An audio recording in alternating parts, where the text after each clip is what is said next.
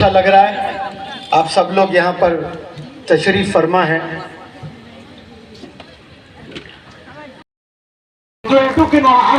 আরো দূরে অভিবাদন করিমগঞ্জ ওনার অন্তর সামনে নিয়ে যায় ইনশাআল্লাহ।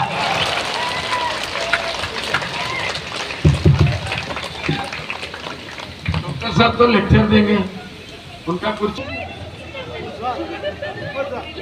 अरे लेकिन हो सर हाँ ये ठीक है ओके थैंक यू जोरदार ताली।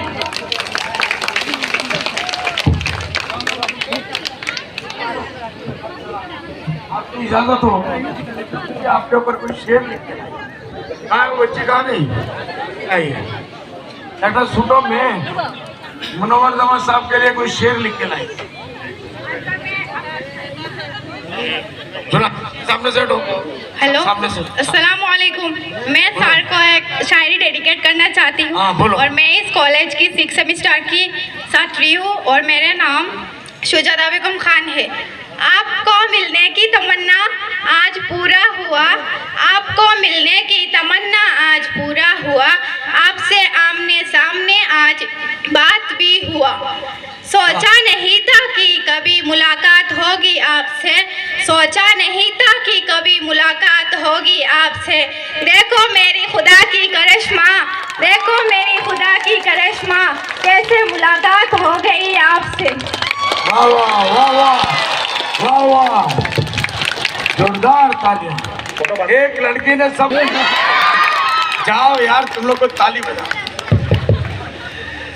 सोचा नहीं था कभी मुलाकात होगी, सोचती तो 2 साल पहले आ जाता। क्या जाता सोचने में, सोच की कोई पैसे नहीं होते हैं, सोच की कोई कीमत नहीं है। इस दुनिया में जितनी चीज़ें ईजाद हुई है ना वो इंसान की सोच की वजह से हुई है। जो इंसान सोचता नहीं वो कुछ नहीं कर सकता है। बहरहाल आपने सोचा, हम यहाँ तशरीफ़ ले आए और आपके साथ पूरा जहां अल्लाह ने आपकी दुआ कबूल की है और आपको ऑनर करने के लिए इतने लोगों को यहाँ पर जमा किया है। बहरहाल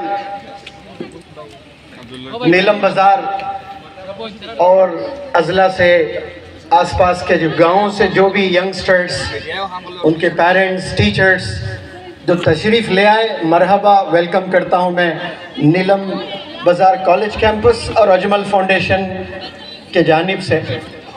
मुझे बहुत अच्छा लग रहा है आप सब लोग यहाँ पर तशरीफ़ फरमा है। मुझे कहाँ से शुरू करना था पता नहीं, लड़के ने मेरी स्पीच को ही भुला दिया है। हम जहाँ खड़े होते हैं वहीं से एक सोच शुरू होती है, फिर वहीं से हम आपको मंजिल तक ले जाते हैं। तो मंजिल पर एक ज़बरदस्त अशार याद आए हैं कि मंजिल से आगे बढ़कर मंजिल तलाश कर। हर इंसान को मंजिल चाहिए और शायर कहता है कि मंजिल से आगे बढ़कर मंजिल तलाश कर, मिल जाए तुझको दरिया तो समंदर तलाश कर। यानी दरिया में अपनी ज़िंदगी नहीं गुजारना है आपने, मिल जाए तुझको दरिया तू समंदर तलाश कर।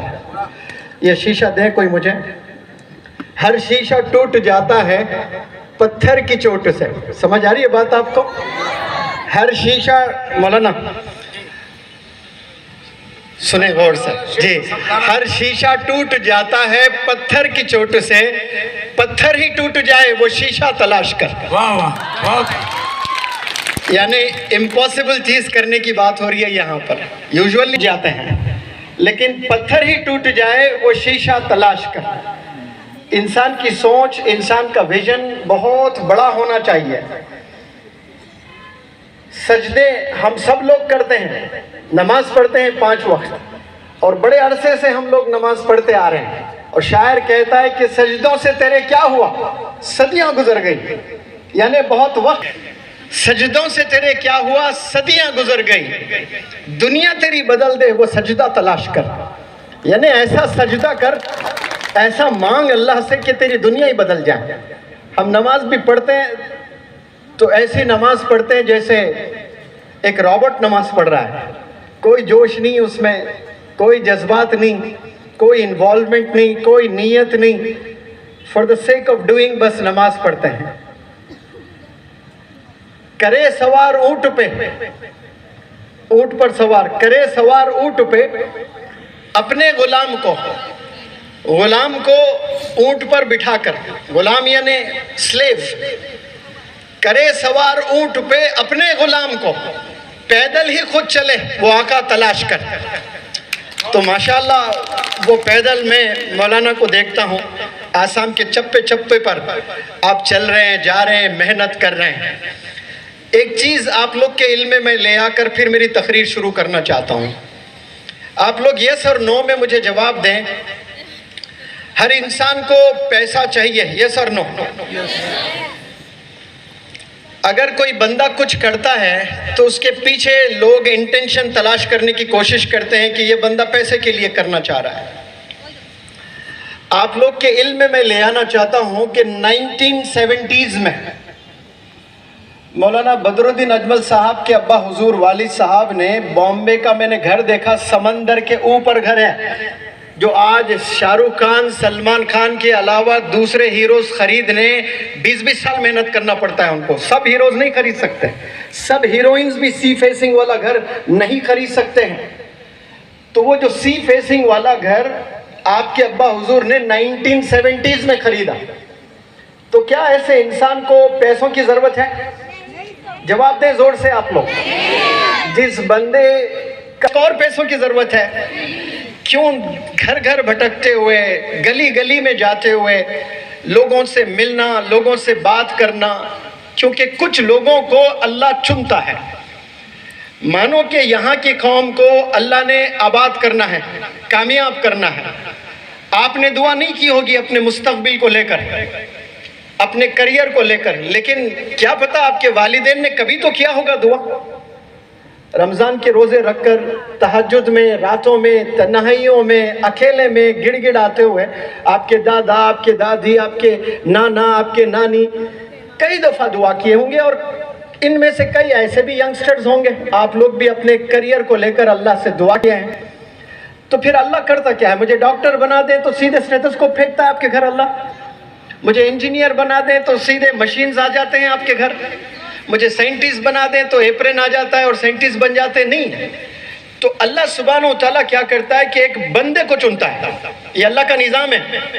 दुनिया जब अल्लाह ने बनाया और दुनिया को बसाना था अल्लाह को, और जानवरों से हजार हजार गुना बेहतर, बल्कि मिलियन टाइम्स बेहतर दुनिया वालों को सिखाना था कि दुनिया कैसी जी जाती है। तो अल्लाह ने क्या किया? प्रॉफिट्स को भेजा है। ये अल्लाह का तरीका है इंसानों को आबाद करने का, इंसानों को कामयाब करने का, इंसानों को रास्ता दिखाने का, इंसानों को गुनाह से बचाने का। ये अल्लाह का एक निज़ाम होता है, तरीका होता है, प्रोसीजर।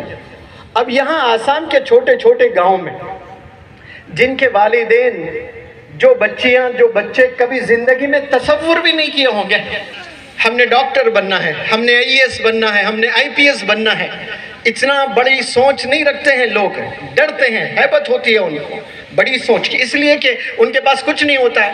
न रहने के लिए घर है, न खाने के लिए खाना है, न पहनने के लिए कपड़ा है। जब इंसान के पास रोटी, कपड़ा, मकान ही नहीं है तो इंसान बड़ा कहाँ सोचता है?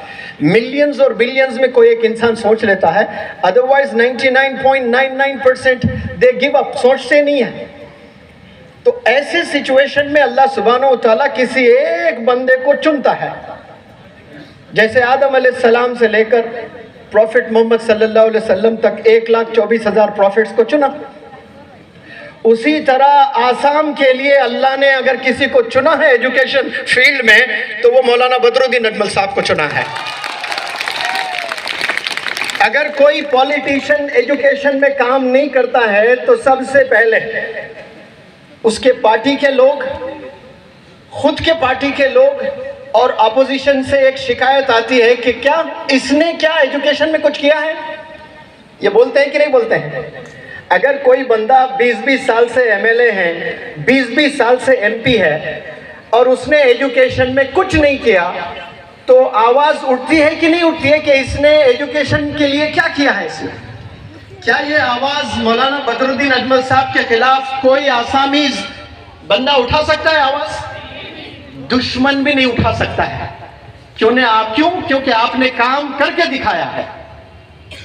2017 में पहली दफा मैं जब आया, एक बिल्कुल झोपड़ी की तरह छोटी क्लासरूम थी, वहां पर कुछ बच्चे पढ़ाई कर रहे थे। मैं विजिट किया करता था स्कूल्स, कॉलेजेस, हॉस्टल्स, खसरुल इस्लाम साहब के साथ, डॉक्टर आजाद साहब के साथ रात में 12 बजे 2 बजे तक मोटिवेट किया करता था। तो मैंने पूछा कि ये छोटे से कमरे में जो बच्चे पढ़ रहे हैं ये कौन है? तो डॉक्टर खसरुल सर ने कहा कि सर ये अजमल सुपर 40 है।